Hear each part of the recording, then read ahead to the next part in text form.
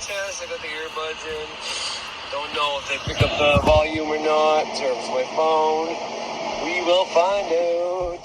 Alright, what's going on, everybody? So, funny little synchronicity. Ralph Smart, I watched a video today while I was on break, his newest video, and in that video he talks about how his end game video was removed from YouTube due to him not following the policies. I don't know what policy it was. But it's kind of like when a cop slaps you with you weren't keeping the peace by like just speeding or you get into some accident. It happened to me.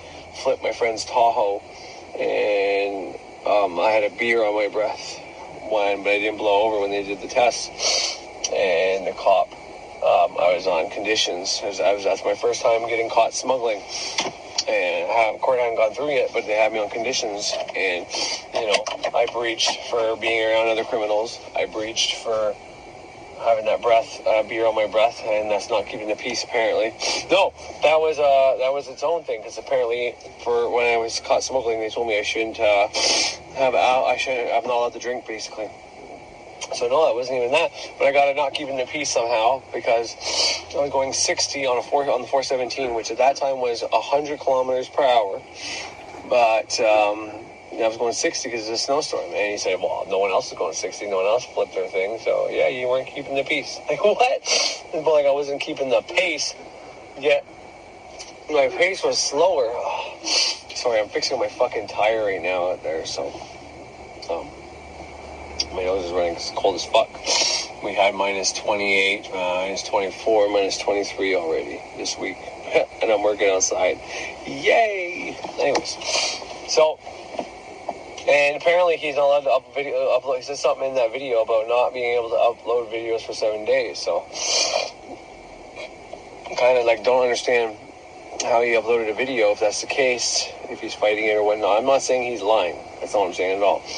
Because I was at that stage before where I had to use different ways to upload videos, and I think it was because I had a strike against me or something like that on YouTube, and I wasn't able to do it from my phone. I had to do it from a computer, and I had to get a second account. I don't know, not a second account, but it was still attached to my first account, so I was able to. Anyways, it was weird how I did it, but anyways, so I don't know if that's the case and what's going on with him, but it's funny because my last video I just put out, I don't know if it was my last one. I think it was my last one.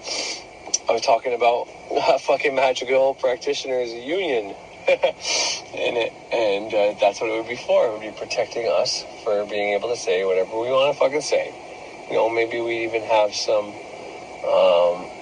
paralegals or some maybe even a new age / witchy fucking lawyer on that union who can actually give fucking YouTube the what's what on their own policies and finding loopholes for us.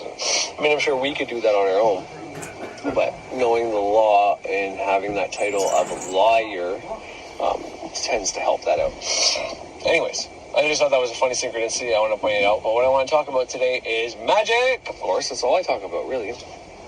But what I try to do is show you the magic in everyday life, how everything is magic. Anyways, there's 2 TED Talks I'm going to play here that circle the same drain.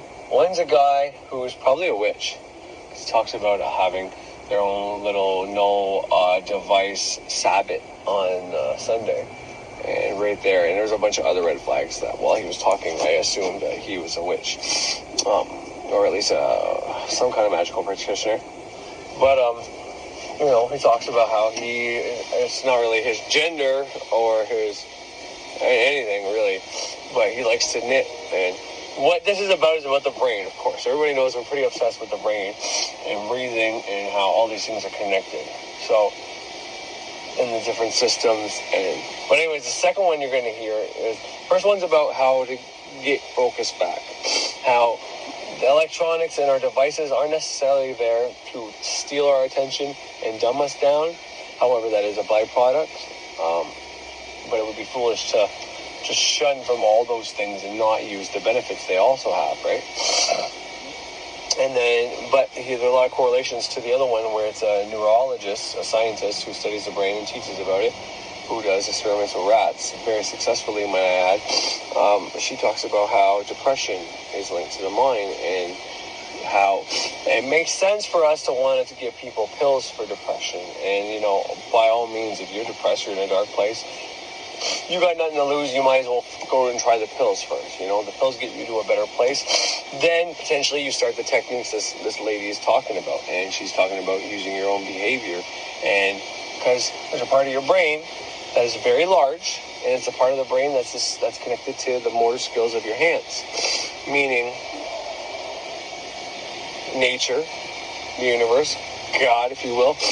You can learn of what nature, you can learn the reason I like this one so much is there's something she infers here, and it's that we can study nature and what nature wants us to know by looking at the brain, looking at our bodies, looking at anatomy, looking at the world. And by her studying the brain and seeing that the part of the brain, cerebellum, I think it was. No, cerebellum is where 80% of the neurons are coming from.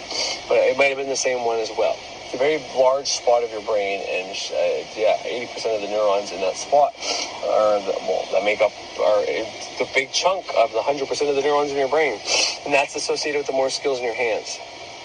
Meaning that your hands are very important. Moving your hands, working with your hands, doing stuff with your hands is very important. And you know, the first thing that came to mind is after you hear what she has to say, video games.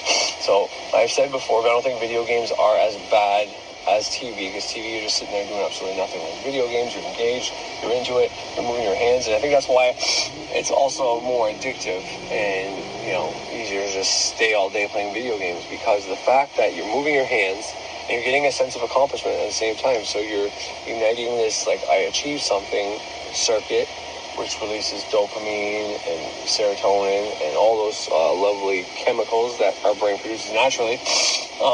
But the things she says in this are so powerful to me, because it's talking about how our ancestors, and just not even like far away, like our grandparents, my grandparents were the same way. I mean, they're more traditional, whereas my grandmothers never worked and my grandfathers did. But I'm really tired right now. I'm sorry, guys. But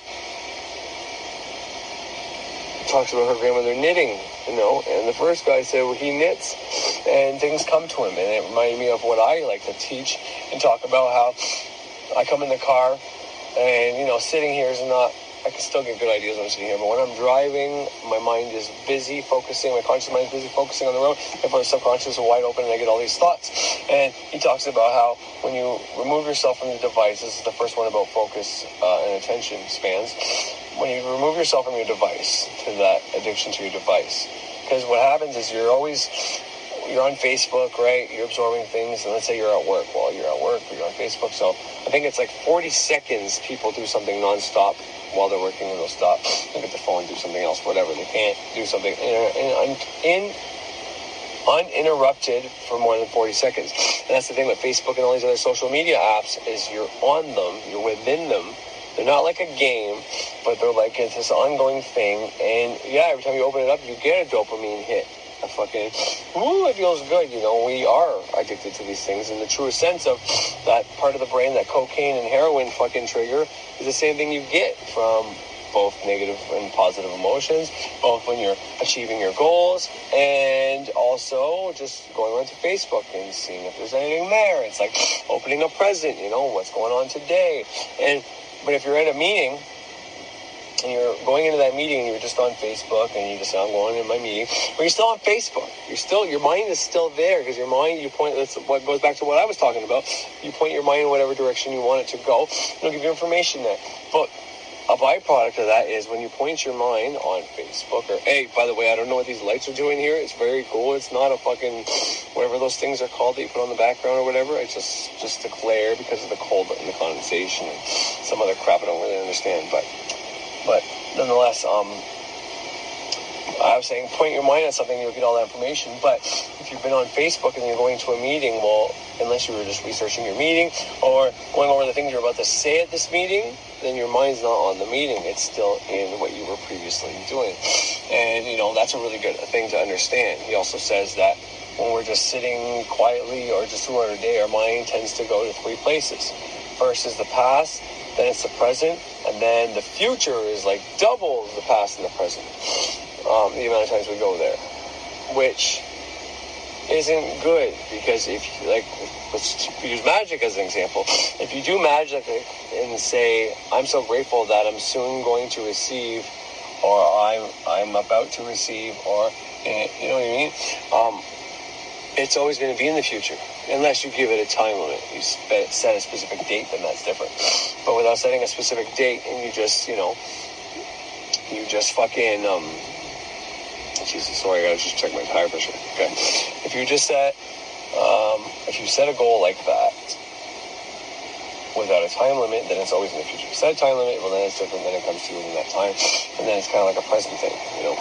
But if you can do most of your thinking in the present, receive thinking within the present, and ask for things as if you already have them in the present, your brain will point at that direction. Once again, it will give that energy, it'll create it, and then it will come to you.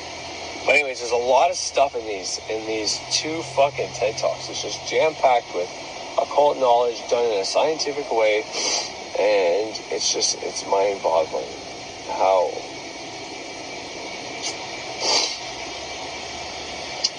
Sorry, you gotta give me a second. I gotta go check my tire. Give me one moment.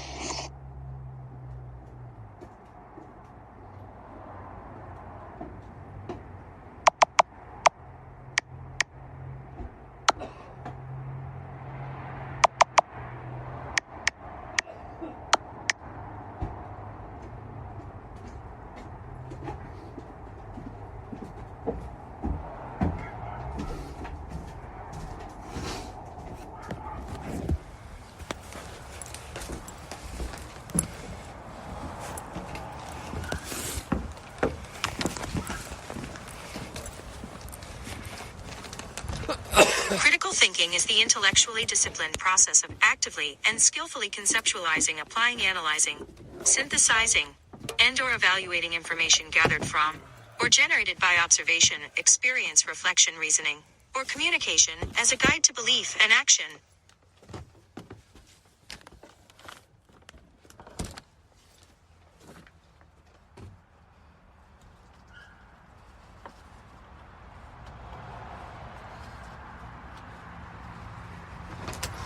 Can you turn on the lights, babe, so I can charge my phone?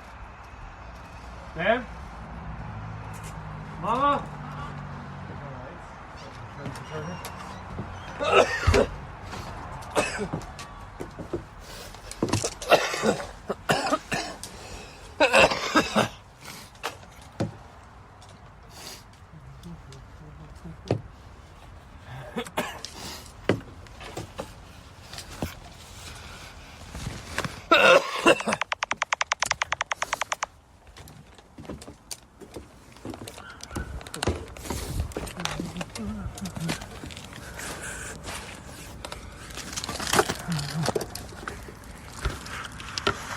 The adjective intellectual describes something related to or using the mind or intellect. Intellectual is often used to describe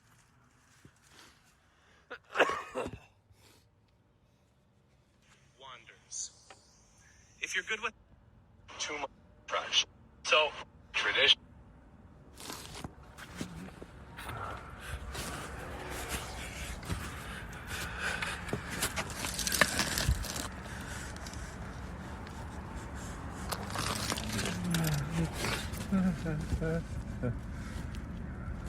Do different things that make you smarter. The point of this list involves diversifying your day. Manage your time wisely. Read a little every day. Review learned information. Study a second. An intellectual is a person who engages in critical thinking, research, and reflection about the reality of society, and proposes solutions for the normative problems of society, and thus gains authority as a public intellectual. Hockey sticks are all out there, but on the ground. Oh, they are?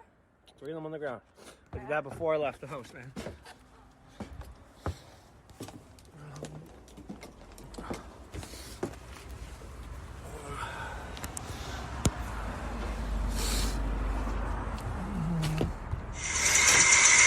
conspiracy theory, or they want to argue with me when I tell them, no, I've done critical thinking about that, and that's not accurate. That's your projection.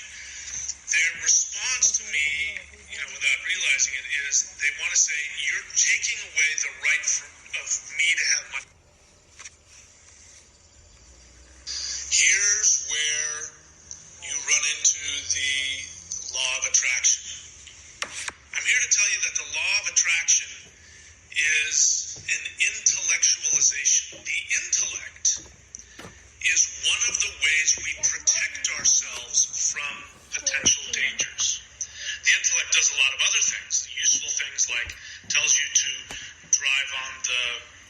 United States, the right side of the street. It tells you what is up, what is down. It does look for dangers, but it's really just about figuring things out. There's no emotion involved. People who are very stuck in their heads are people who are trying to avoid their emotions. Which is why on my channel I'm always telling people, if you share an emotion with me, you'll get a far better response from me than if you want to give me these long, huge diatribes about why I'm wrong. Conspiracy theory, or they want to argue with me when I tell them, no, I've done critical thinking about that, and that's not accurate. That's your projection. Their response to me, without realizing it, is they want to say, you're taking away the right of me to have money in your head. You're trying to figure it out. So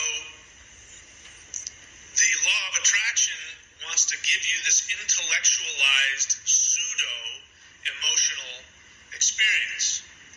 It says if you have a happy feeling, you'll get happy things. That's what abusive parents say. Better put a smile on your face if you want dinner tonight. Don't come at me with that frown. Don't you whine and complain. I'll give you something to whine about. So you learn if you want good things from mom and dad, you better make them happy. So a lot of the Western magicians want to come up with all of this, I think this and my intentions is what created but that's not going to do any good if you're full of fear and anger. Worse if you're unconscious about your fear and anger. All of the rituals and the figuring it all out isn't going to do anything if your heart center's closed. You're going to have to figure out, I got to be happy if I want money. I got to think about money and put a happy feeling on it. And that'll go out there, and then it'll attract happy things. It's a total, again, it's, Christianity was a projection context, but my response was, that's something to the effect of, that's an incomplete way of going about it. It doesn't matter if you aren't going after what your soul wants, any technique to try and, make the universe give you what you want isn't going to work. Now, when that happens and you're operating from that, you're into the law of attraction and you say, oh, money is a result of if I think positive things about money, money will come to me. You're not even addressing what you want to do. You're not even, a lot of the Western magicians want to come up with all of this, I think this and my intentions is what created, but that's not going to do any good if you're full of fear and anger. Worse if you're unconscious about your fear and anger. All of the rituals and the figuring it all out isn't going to do anything if your heart center's closed up. An intellectual is a person who engages in critical thinking, research, and reflection about the reality of society, and proposes solutions for the normative problems of society, and thus gains authority as a public intellectual.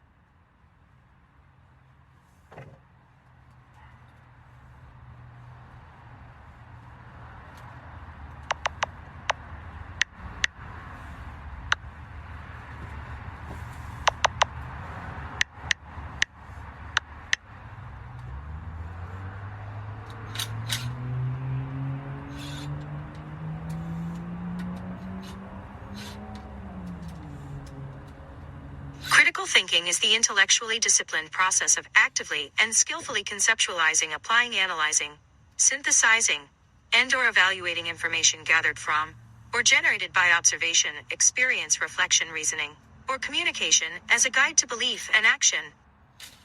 Alright, so I know I said I wasn't going to do it, but I guess I just did it. And I'll be clear, I'm not insulting, but I've said it before.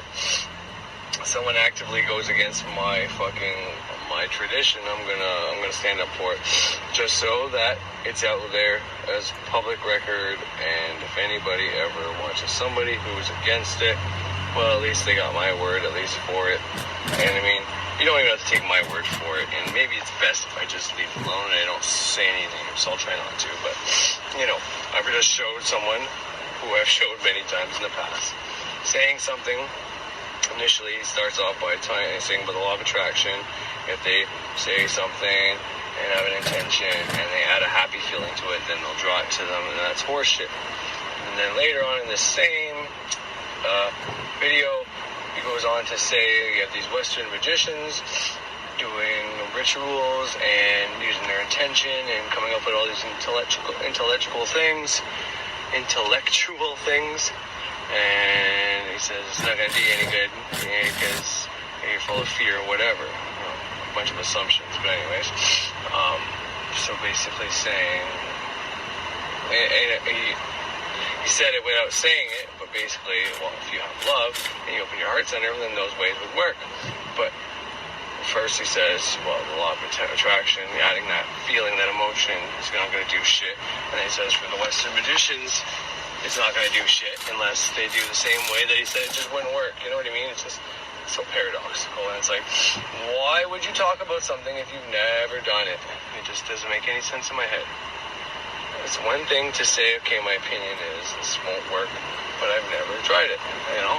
It's like to say it doesn't work, but without ever trying it, it's like, or he knows there is power in it and he doesn't want people to do it unless they come to him and pay us for his services. But I'm telling you right now, shit fucking works, man. You can go look at, like I said, Birch or Frederick Xavier. There's many testimonials on Frederick Xavier's channel. One of his most recent videos were all testimonials. And it's just from the reject, banish, deny simple technique to, you know, doing the rituals from the book of all the great works, self-transformation, to his programs. They've all worked. If you do this stuff, you get stuff to you. In all honesty, it doesn't matter. You can manage. Okay, you have, in my opinion, the flawless way to get the best results is to be depolarized and not attached, which means you're in the middle. Which he actively goes against in this video as well, since people are in the middle, is too scared to have an opinion. And I said that in my last video, you know, I'm not for or against a lot of things because, first of all, I haven't done enough research, and I think it's irresponsible of me to put out an opinion unless I completely and 100% back it up. Just like it would be irresponsible of me to come out here and either make fun of other traditions I've never tried, or say stuff works from a tradition that I've also never tried. It'd be irresponsible because then I'm sending out information that I don't know is accurate, and then people may or may not try it based on what I send. And I hold myself to a higher responsibility and a moral standard that I'm not going to speak about anything that I haven't done. You know what I mean? So it's just a flawed line of thinking, and I guess I was wrong. But maybe some people can't change. Maybe some people are just in a mood sometimes. Like I said, I try not to do videos when I'm upset and angry or whatever the case is, but who knows why he decided to go there today. Maybe he didn't want to talk about it before, but to discount all that, it's like everybody is manifesting their reality. It's been done by their programming, by repetition. These TED Talks I'm going to show you, it talks about neuroplasticity, which is a science. It's a proven science. Our brains adapt through repetition, okay? The more you repeat something, the more it becomes ingrained in your mind, and depending on what it is you're repeating, it can become a habit. So repeating an affirmation over and over and over and over and over and over again is not necessarily, that isn't a habit of itself. The affirmation, repeating the affirmation would be the habit. You get into a habit of repeating the affirmation, and then, you know, you basically don't have to try anymore. You're just going to start doing it. You're going to wake up, you're going to catch yourself doing it. You're going to be doing it in your sleep, which is a good thing, because once you get to that point, it's not far until whatever you're saying is going to manifest, because you are at the point where your subconscious has put it in the unconscious for that reptilian brainstem to now make it an autonomic function, basically. So something that's just going to start happening on its own. This is how we were programmed. This is how our lives are working for us. Everything we've done repetitively, seen repetitively, been told repetitively, and we watch and listen to repetitively, creates what's going to happen. And people are manifesting the reality whether they know it or not. So to go out there and say all these ways that we're doing don't work, or we have it wrong, or they work, but the people are in fear because he just knows that about everybody. It's just stupid and silly, you know. And it's just more scarcity mindset I see once again. He's scared of, people having results with these things. And I mean, I agree with him to a certain extent where when he sees information and people and victim mentality, all that stuff I agree with, because that's detrimental to you. But someone, and once again, this is what I meant by the people who are manipulated into believing stuff like flat earth, globe earth, whatever. And if anybody watching believes in one of those, that's fine. I don't care. It doesn't bug me what you believe in. You'll eventually come to what truth is for you. And in all honesty, whether we know someone who works at NASA or not, or whatever the case may be, we can't know infallibly 100% which one's real or not. So, I mean, it's up to you. You can make the judgment call and choose to believe what you're told, and choose to, this makes the most sense. So I did the pros and cons on both sides, and I'm going with this side, and that's fine. Have that belief, whatever. I choose not to do that on things that I can't infallibly prove, because there's so many other things in my life that are more important than knowing if fucking NASA or the fucking Earth is fucking flat around. What the fuck does that matter to me? What matters to me is my family being having my kids being, successful in their life and learning, and me doing a good job as a parent. That's important to me. Me being able to provide for my family is important to me. Me being able to continue my studies, my practice, and keep upping my game without trying to go too fast, too hard, and get too extreme into it again where, my family and my marital life can suffer. These things are important to me. To sit there and debate about politics that won't fucking matter, about globe earth, flat earth that won't fucking matter, about conspiracies that won't fucking matter, about which magics are better than other magics, like, come on. Like, what the fuck is the point of doing that shit? To come out there and say it's all about the heart center and all that, that's good information, and then all of a sudden to just flip that around and start fucking dissing other traditions, like, grow up, man. Like, seriously, it's time to fucking grow up. Empower your own shit and leave other traditions that you've never done fucking alone, because you don't know what the fuck you're talking about. From the like I said, the people that I'm going to play, the fucking scientists that talk about how the brain can be adapted, and it's through repetition and your actions. And your actions can be literally saying and thinking things. You can think things, and that could be the action that folds your fucking mind into this new pattern. You can do things that'll fold your mind into a new pattern. You know what I mean? You can say things that'll fold your mind into a new pattern. The emotion can be irrelevant at that time, but the emotion is an electricity that it's energy, it's electricity, right? That's a whole part of the brain, the limbic system. That's where all the emotions come from. That tell the neocortex. The neocortex takes in the information from the 5 senses, and it tells the limbic system how to react, or sometimes just by seeing something, you get scared, or you get excited or turned on, and it tells the limbic system, okay, we need to get, if it's turned on, this person needs to be aroused, man or woman, hard or wet. And if it's I'm in fear because this person wants to kick my ass, well, it's either I've got to run out of here, or I need the blood in my hands and feet because I got to fucking kick and punch. So that's how this operation works. So when you know this, and that's the one thing I don't like either. He talks about critical thinking. He critically thought about the NASA thing, and he chooses his opinion. But then he goes and tells people how they're thinking about this magic stuff, about spirituality, about the law of attraction's intellectual. It's like, okay, you critically think about these things too. Like, you're not supposed to critically think about your spirituality. I'm pretty sure he did that about Christianity. I'm pretty sure for his tradition, it's okay to not, don't be thinking too much about it. But I thought a lot about this, and I have my opinion. It's like, okay, but now you have an opinion without critically thinking. Like, you're not making any fucking sense. You're just... Hopefully, no disrespect to any people that follow him. They follow him for a reason. And once again, I think he's got something to offer. But when he does these videos and he gets into that stuff, it's just so fear and scarcity. And it's like, why does he care? If there's traditions that people are doing, don't work, they'll figure that out for themselves.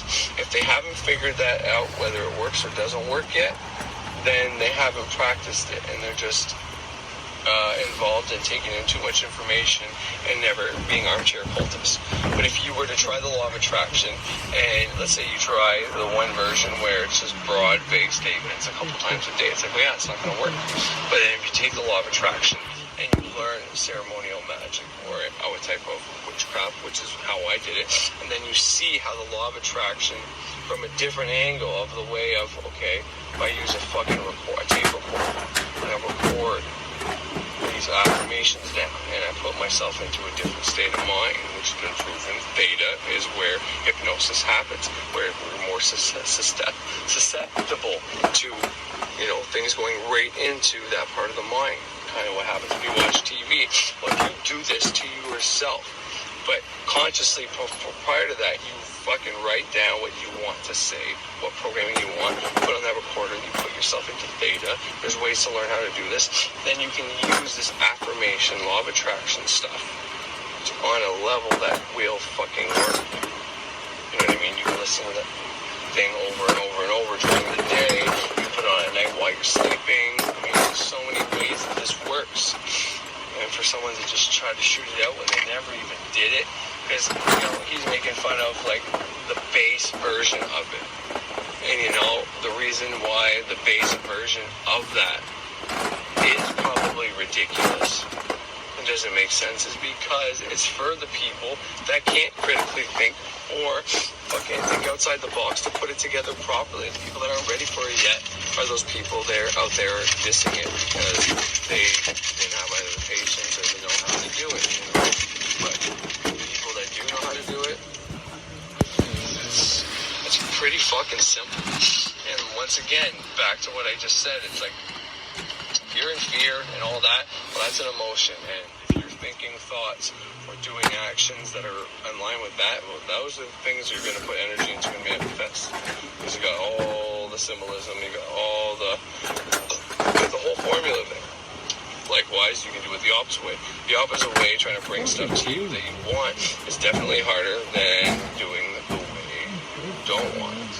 Adding that fear emotion to thoughts of stuff you don't want, anxiety-provoking thoughts and all that, and then taking actions that are not in line with, because if you take the opposite action with those two, with fear and the thoughts of fear, but you decide not to do actions like that are going to be in line with that, meaning like whether it's health, okay, you're having all these bad thoughts that you're going to be sick, and you're putting that fear emotion into it, but you decide to go to the gym, work out. Those fear thoughts and that fear emotion motivates you to take action and do the opposite. Well, you're going to manifest a healthier life because eventually you're going to start seeing results from that action. That emotion is still energy. You can use fear. Anger is both positive and negative, by the way.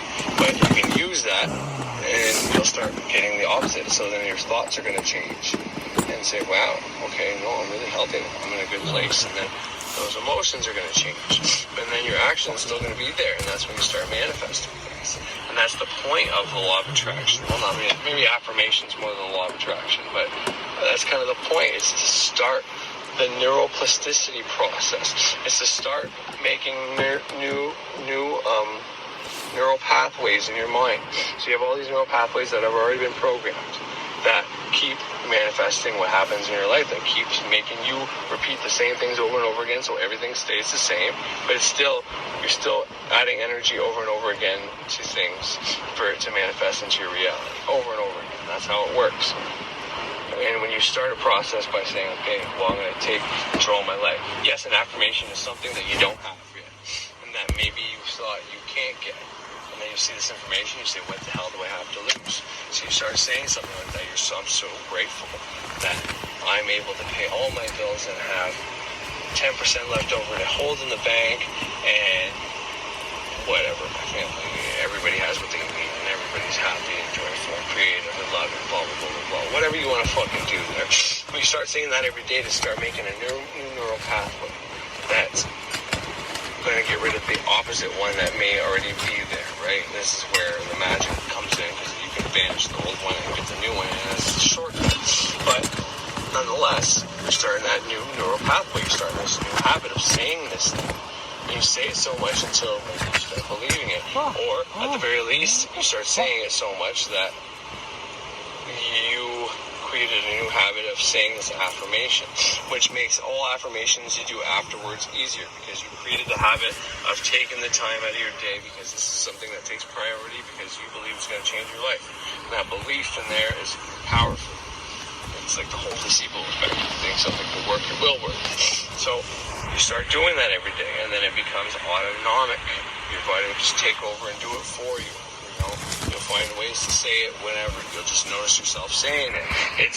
And so then when you do future affirmations, well, you already created that habit process, the habit of taking time to do that, whether that's recording it, whether it's whatever way you choose to do it. And then once it becomes autonomic, Fuck off. well, that means they put so much energy into it that it's created an astral. The astral is the Sephiroth of Yesod, which is the moon. The moon is your subconscious mind. Once you get it in there, it's a matter of time until you know this is going to happen and it's going to work. It's just about whenever you least suspect it, the path of least resistance for it getting to you. That's it.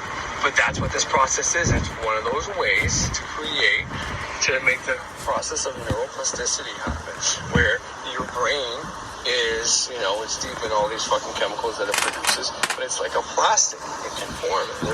Which is also why it's so vulnerable, and why, your brain starts swelling with a new skull. You're a vegetable, you know what I mean? You get hit, you can puncture your heart, and you can, survive for a while, but the brain sometimes it's just game over. Which, because we don't understand much about it. Like I said before, there's these things where you suspend someone who has their vertebrae, severed, where they can't use their legs anymore, they're paraplegic. Yet if you suspend them over a treadmill, then their body knows that what happens on treadmill, start walking. Well, their legs will start moving, even though they don't have control over it because of their brain. Which means, we're probably too much into our heads. But to be able to separate that is a process, and this magic, ceremonial magic, witchcraft, these things are a way to change that process. Neuroplasticity is a way to take control your brain, your functions, your reality, yourself. And anybody out there saying otherwise, especially when they have paradoxes with things, just have a big problem with that. So, I didn't know how to keep going, or how to segue into what I'm about to show you guys to play, and then all of a sudden I knew Friday night, he must be off on Friday, Saturday, and Sunday or something like that, so he works probably Monday and Friday, or whatever, or Monday and Thursday, or whatever days of the week it is over there, because, he always comes on, like Friday around this time, Saturday, and Sunday, and that's it. So, I got nothing against him. Once again, it's just saying, and when I say I'm in the middle, it's because I bounce from both sides. I'm not always just in the middle. I'm not always just 50% love, 50% hate. I'm not always just 50% right, 50% left. That's not how it works. It's like I am in a place where I know when it's appropriate to be on the right, when it's appropriate to be on the left, when it's appropriate to be positive, when it's appropriate to be negative.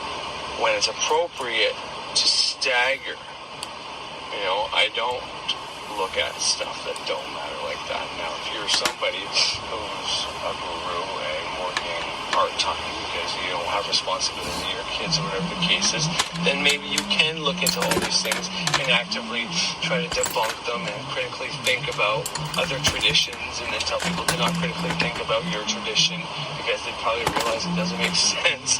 But, it's like, what's the point of doing any of that? Why not, if it ain't broke, don't fix it. If these things work, fads, trends, things, gossip, that's why, things that last have truth to them. Things that don't last don't have truth to them. So, as much as what Christianity may have done to our civilization, so on and so forth, and all the bad things that come along with that, because there are some. Why do those stories remain? Well, because they're archetypal. They last the test of time because they're actually older stories that are retranslated. And even though they may not sound modern, they're way more modern than the older ones. So if the law of attraction is still around, well, that's for a reason. If affirmations and ceremonial magic's still around, there's some fucking reason. And it's because there's something to it. But you don't cast fucking pearls before swine. So you don't just give out all the secrets. The knowledge is in seeking. So they give you the base formula for affirmations. And after that, you gotta fucking figure this shit out. Because what works for one guy is not gonna work for another guy. What works for one girl is not gonna work for another girl. What works for one girl will work for a guy, kids, whomever. You know what I mean? They give you the basics. And the really powerful stuff, you know, they can code it like different doctrines, different books, or, you know, made to look like scary stuff. So people just stay away because they're not ready for it. They have to hide this stuff in plain sight. They have to hide this stuff in a shroud of, you know, deception so that the wrong people don't get the true information. It's just as simple as that. And someone who can't let the fact go, it's like you already said your piece about affirmations and the law of attraction and ceremony magic. Why do you gotta keep beating that horse to death? It's because there's a motive there. There's a motivation there. There's something he's trying to do. Every time he has to bring up shit on Western magic, every time he has to bring up affirmations or new age or law of attraction, it's because he's got a motivation. He's got a fucking, you know, he talks about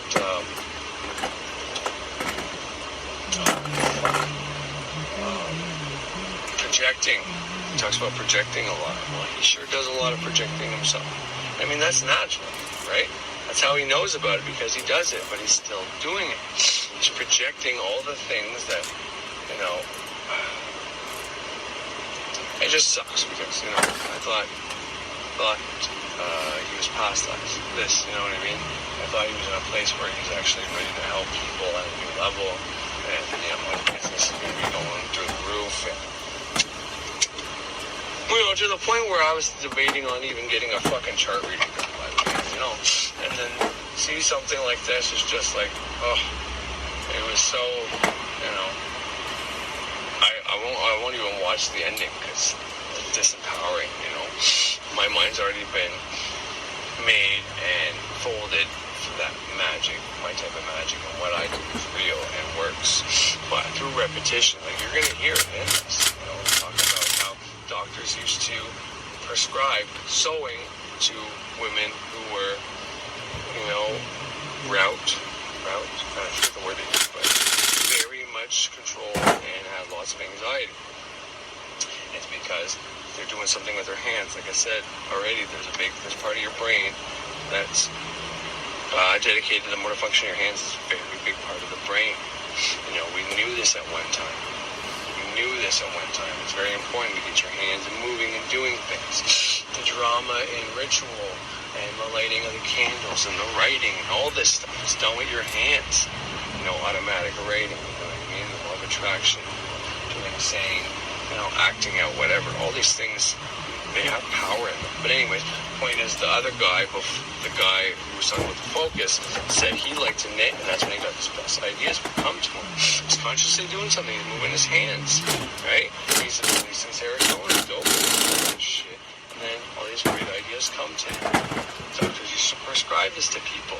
I think it was Darwin, she said, whenever he was figuring out natural selection. I'm not saying, you know, I don't have an opinion on that, although I don't necessarily, it doesn't matter. Anyways, he would walk around his yard and, you know, to make it seem like he did something, he would hit a rock with a stick or something like that. He had to do something with his hands.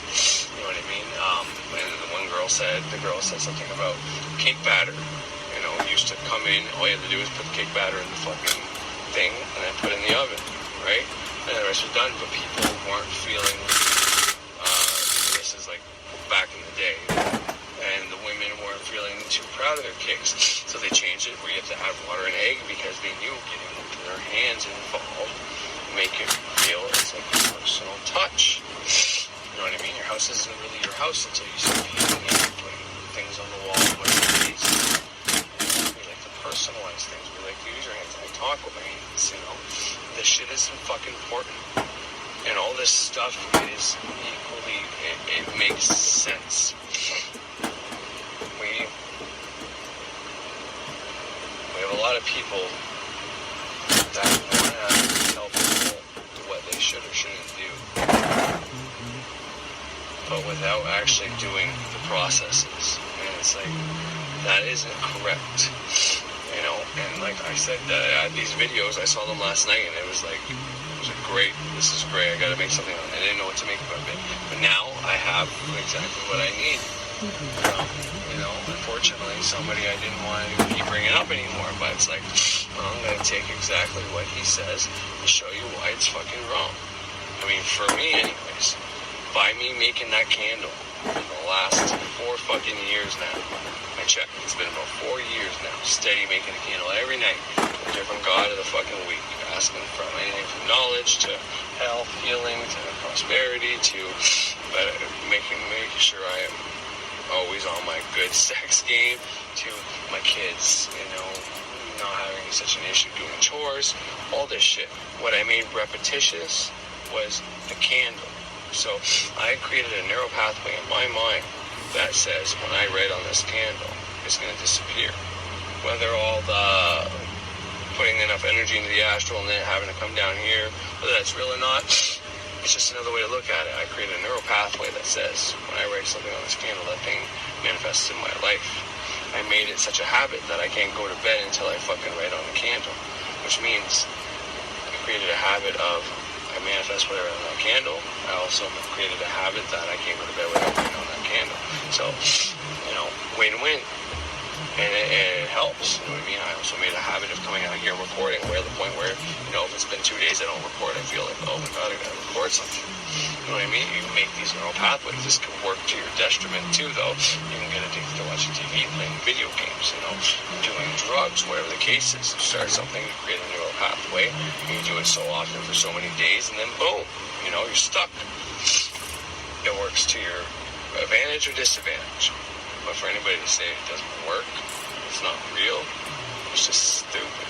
You know, it makes no sense. So anyways, I'm not going to go any further unless I have to, but I might play one more part of Thunder Wizard's thing that I recorded, and then I'll play at least 2 TED Talks. One's only 5 minutes, it's like halfway through where I started.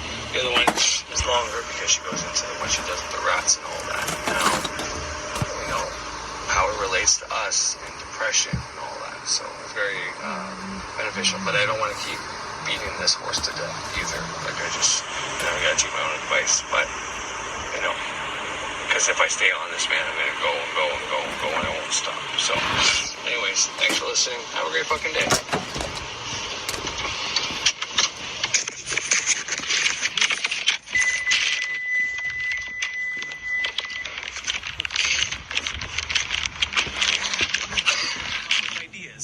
Our mind plan because of would never have materialized otherwise if you were focused on something else. Ready. Collect the energy at your lower dark channel. Something else on your phone, for example. This is a mode, especially when we do this deliberately, when we deliberately let our mind wander. I call this mode scatter focus.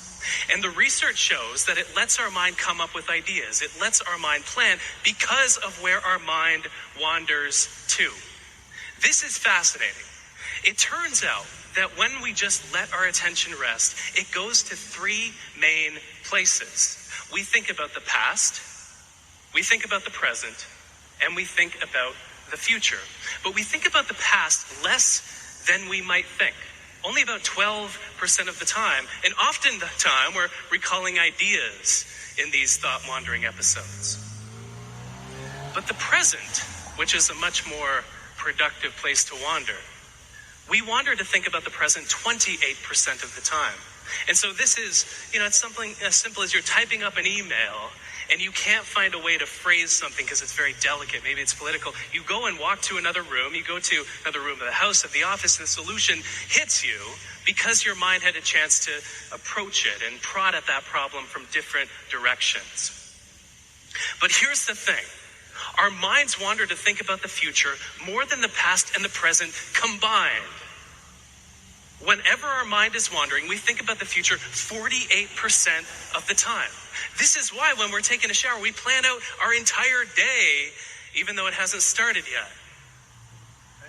This is called our mind's prospective bias, and it occurs when our mind wanders. If you're good with math, or maths, I should say, not in Canada anymore, these numbers don't add up to 100. It's because the rest of the time our mind is dull, it's blank, or it doesn't have an idea inside of it that is rooted in time. But whatever it is for you that lets your mind wander, something that's simple, something that doesn't consume your full attention. Mine happens to be something that is not necessarily stereotypic of my age and gender demographic, but I love to knit. Knitting is one of my favorite hobbies. I knit in planes, I knit on trains, I knit in hotel rooms. I was knitting in the hotel room before this event today because it helps calm you down, it helps settle your nerves. And I come up with so many ideas when I knit. I have a notepad next to me. But whatever it is for you, it might be taking that extra long shower. It might be taking a bath, upgrading your shower to a bath so you can soak not just with your body, but with your ideas as well. It could be simple. If you're at work, walking from one room to another in the office. Very simple change, but if you don't use your phone during that walk, your mind will go to the meeting that you're about to attend. It'll go to the call that you were just on. It'll wander to the ideas that are circulating, and it'll make you more creative in this way. It could be something as simple as waiting in line and just, waiting in line. It could be getting a massage. Whatever it is that lets your mind, I love this picture so much. Whatever you love doing, here's a pro tip. Ask your masseuse to let you have a notepad in the session because ideas always come to you and you're always incubating things. And so capture them so you can act upon them later. But I think after doing this deep dive into the research, we need to make two fundamental shifts with regard to how we think about our attention. We think that we need to fit more in. There's all this talk about hustling. I'm an anti-hustler. I'm one of the laziest people you'll ever meet, and I think that's what gives me so many ideas to talk and write about. We don't need to fit more in. We're doing enough. We're doing too much. We're doing so much that our mind never wanders anymore. It's sad. This is when our best ideas and plans come to us. We need more space. If you look at what allows traffic to move down a highway, what allows it to move forward isn't how fast cars are moving, as you might expect. It's how much space exists between the cars that allows traffic to move forward. Our work and our life are the same way. The second shift, we like to think of distraction as the enemy of focus. It is not. It is a symptom of why we find it difficult to focus, which is the fact that our mind is overstimulated. I have a challenge for you. It's a 2-week challenge, but it's a challenge to make your mind a bit less stimulated and simply notice what happens to your attention. How many ideas do you get? How does your focus change? How many plans do you make? So for 2 weeks, make your mind less stimulated. There are so many great features on phones, on devices, that'll let us eliminate a lot of the time we waste on our devices. Use those features. Not only to become aware of how you spend your time, but how you can spend less so you have more ideas. Have a disconnection ritual every evening. One of my favorite daily rituals, I disconnect from the internet completely from 8 p.m. to 8 a.m. My fiance and I, we have a weekly disconnection ritual, a technology Sabbath every Sunday, so we can disconnect from the digital world and reconnect with the physical world, the real, actual world. Rediscover boredom. You don't have to do it for an hour. Please don't call Air Canada. It's just a world of hell. But rediscover boredom just for a few minutes, lay on the couch, and where does your mind go? And scatter your attention. You'll find some remarkably fruitful things in that attentional zone. If there's one thing that I have found to be true after doing this deep dive into this world on how we focus, it's that the state of our attention is what determines the state of our lives. If we're distracted in each moment, those moments of distraction and overstimulation build up and accumulate to create a life that feels more distracted and overwhelming, like we don't have a clear direction. But when we become less stimulated, when we make our mind more calm, we get the benefits of added productivity and focus and ideas and creativity, but we also live a better life because of it. Thank you so much.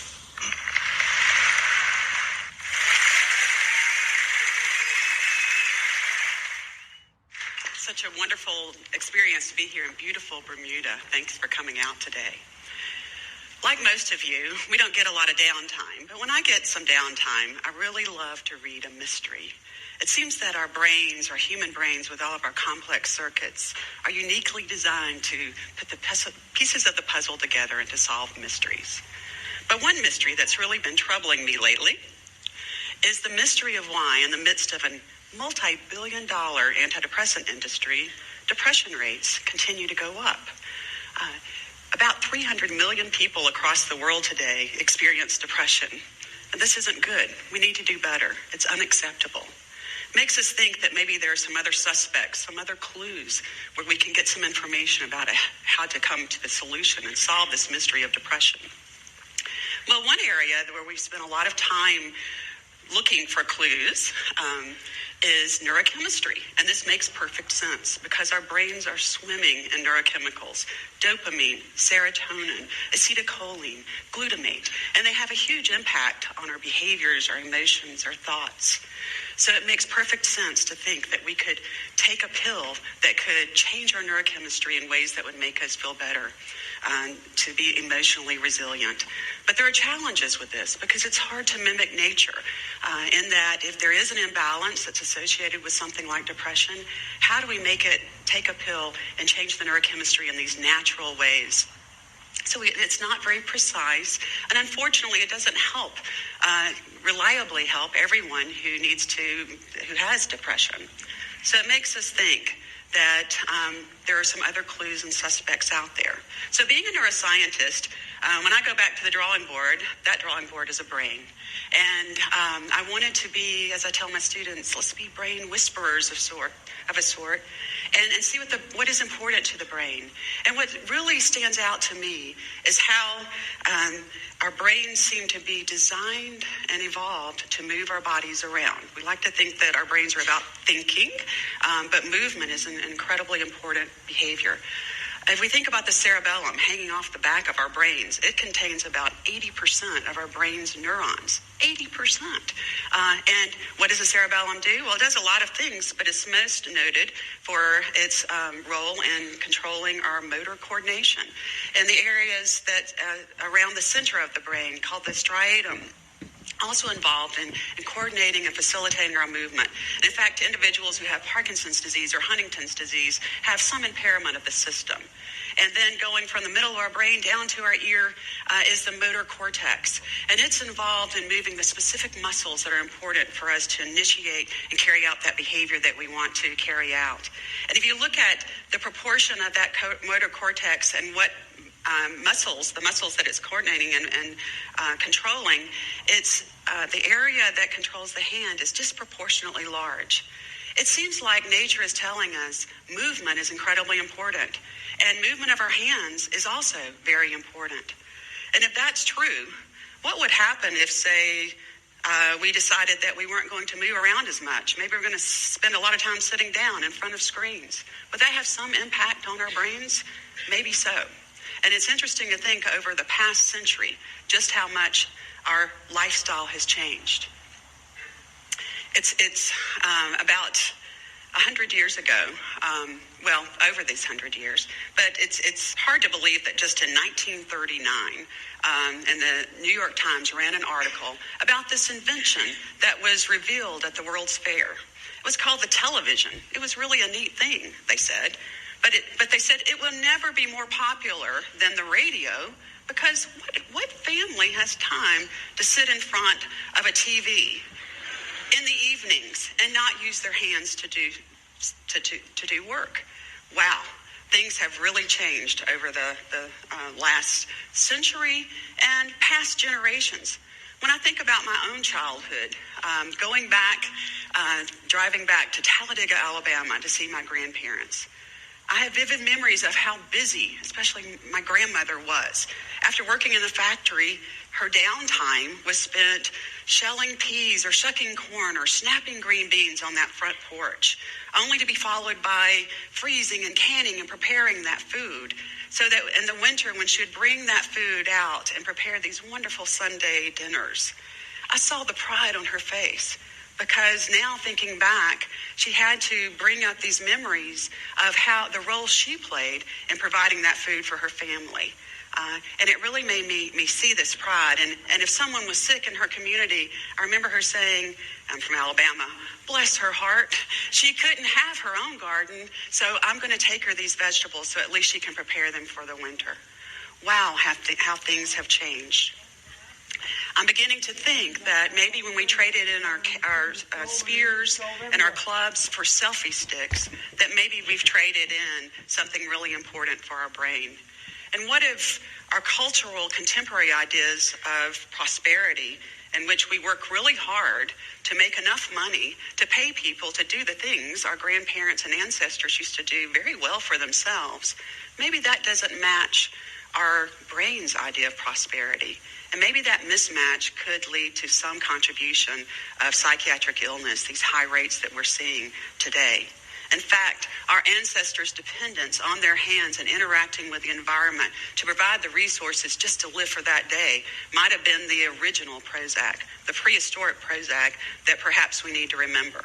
But this idea isn't new. Charles Darwin, who is the great naturalist, wrote that he had a lot of angst when he was dealing and writing and musing about this idea of natural selection and how controversial it was and the impact it would have on his family and friends and ideas about religion and the origin of our species. And he said that when he would walk around his property, and there was a path called the thinking path, that it would calm his nerves. And he would put a rock at the gate, and he would have his walking stick, and when he would walk around that path, he would knock that rock off to signify the effort that he had made. And if it was an especially stressful day, he'd put 2 rocks. And even more, he might have a 3-rock walk, and he'd have to walk 3 times and knock that stone over. He wasn't just realizing that his behavior was important in regulating his emotions, but he was even dosing himself. Whether or not he was going to have a 1-walk, 2-walk, or 3-walk day. So this idea of behavior was incredible. He saw that it was important for regulating his mental health. And in the days when cake mixes came out, mostly women making the cakes those days, the first cake mixes had everything you needed to make the cake. You just needed to pour the batter in the pan.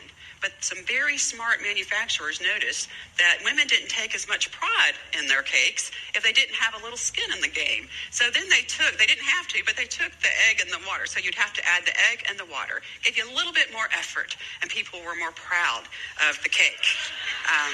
So thinking that behavior is important for our mental health, and we can change our behavior and change our neurochemistry through behavior, as our ancestors have, it caused me to think about a new word, a word I just made up, behaviorceuticals. So we can change our neurochemistry by taking a pill that will alter our neurochemistry, or maybe we can change our neurochemistry strategically by engaging in smart behaviors that will change it in more healthy ways.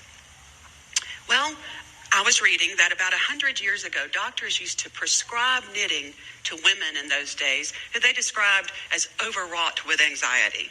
They didn't know why, but they saw that it calmed their nerves, kind of like Darwin. Knowing now what we know about neuroscience, this makes perfect sense.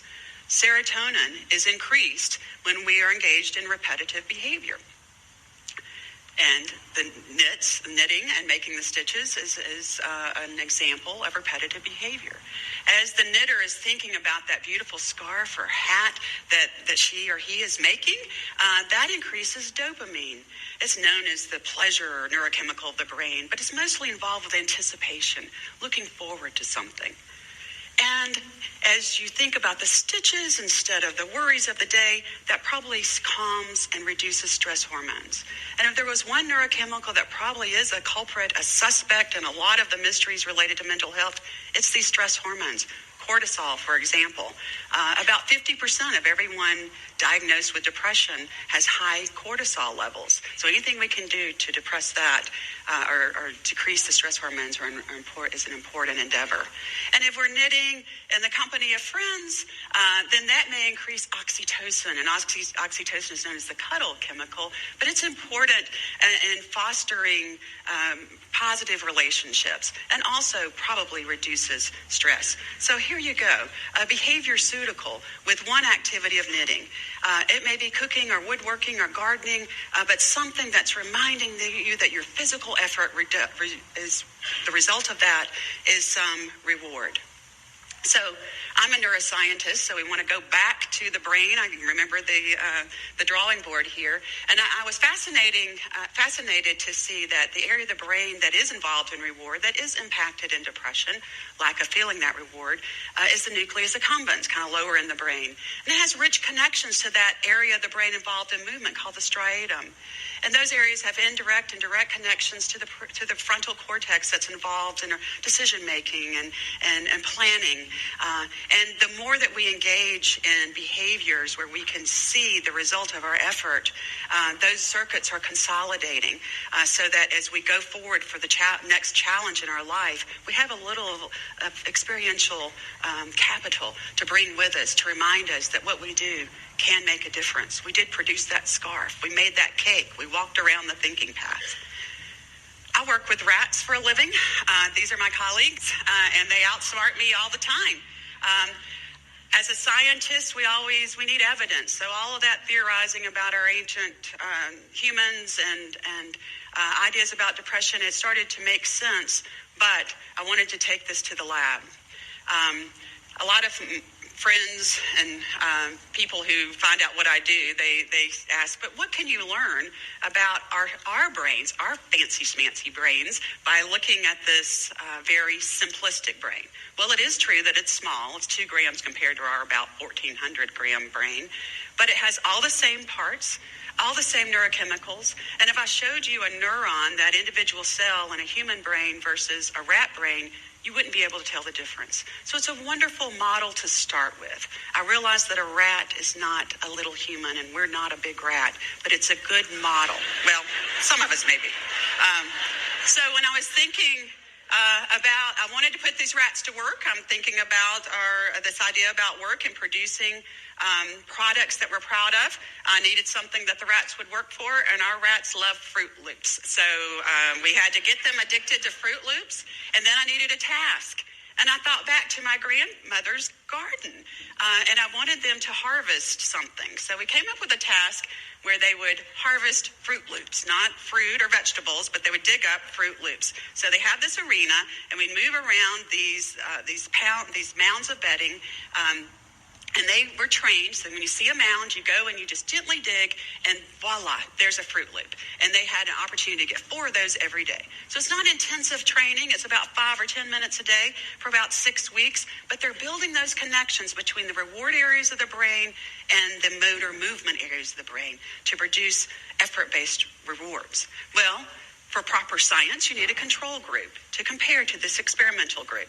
So our control group was a group that we put in the same arena, and we gave them their Fruit Loops regardless of what they did. So my students like to call the experimental group, where their effort was contingent upon their behavior, or their rewards were contingent upon their behavior, the worker rats. And the rats that got the reward no matter what, there wasn't a contingency there, the trust fund rats. So we have the worker rats and the trust fund rats.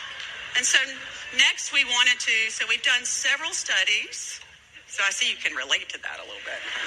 Done several studies where we wanted to put our worker rats to the test to see if this effort-based reward training generalized to other things. So we like to expose them to new challenges, like swimming. They've been in the lab. They've never been in water. Well, the effort-based reward worker rats, they're more likely to dive down like little rat scuba divers to explore the environment.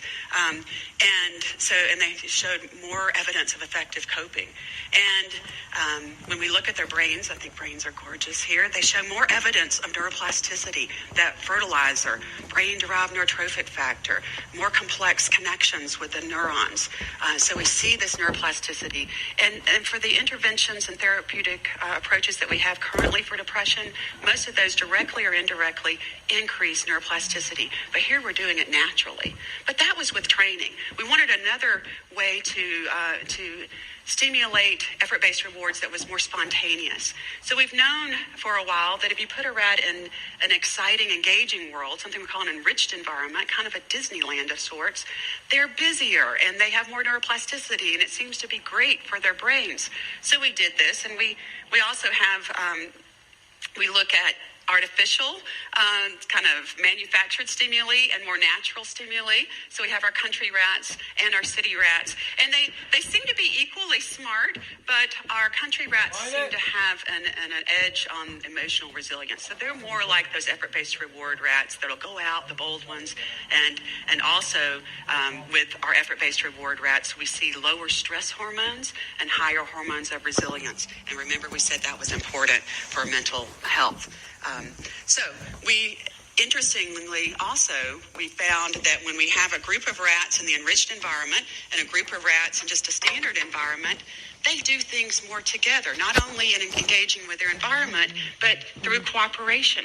And so we've actually shown that their oxytocin that we talked about increases when they're engaged in these natural and enriched environments doing things together. And that's important for our behavior-ceutical cocktail. This doesn't surprise me because recently in Denmark they showed that humans, they followed about 1 million who grew up with, and their childhood household had more green around it, shrubs, trees, that were up to 55% less likely to experience depression in their life. If we could bottle that, whoa, that would be amazing. So, where does that leave us? We're not going to go back to the cave. We're not going to go back to being hunters and gatherers. We're here in this advanced, technologically rich world, and we benefit in many ways from that. But looking back at what we know about our ancestors and the brain and my wise rats, I think it reminds us that we need to remember our evolutionary roots as we go forward in this world of technology and have a little bit of those effort-based rewards, especially if it's related to nature in some way, to help us in our mental health.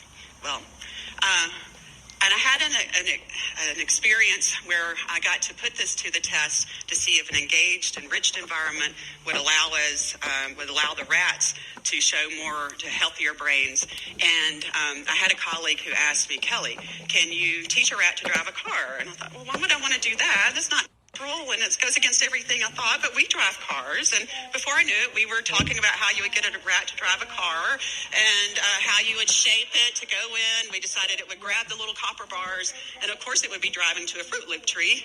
That's their drive-in. And if you've ever wondered if you could teach a rat to drive a car, yes, you can. Not only can they drive, but they can steer. They're auto-correcting, right? And this blew my mind, but more relevant for this story is when we looked at rats that were in the enriched environment versus the standard environment.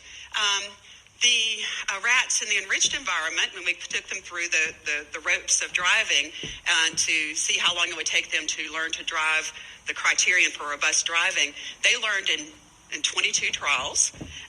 The standard rats, it took Well, we don't know how long it would take. They never really learned to drive. This blew our minds that the enriched environment made our rats better learners of technology. So we think that our enriched rats would get their driver's license, but not so much for the rodents. They would be denied.